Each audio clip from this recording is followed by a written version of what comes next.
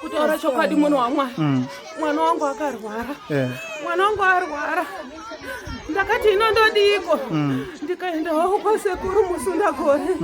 Kwandakaenda sekuru akanditi mireni kugadzire pamba penyu nemwana wenyu hazvina kumira zvakanaka. Muchaona zvichaona.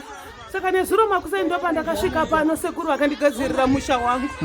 Sekuru andigadzirira musha wangu akandiri kukupai mazuva 3 chaiwo. Tikati mazuva 3 munosvika mune mazviona kuti ari kukanganisai pamwana wenyu ndiani. Chokwadi munhu waMwari.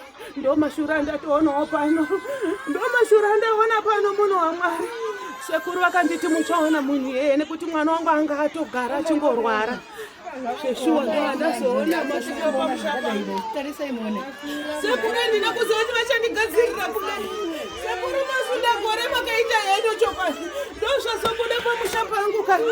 Ndozvabuda pamushapa ano amwe. Naiwe muroyi watumwa nani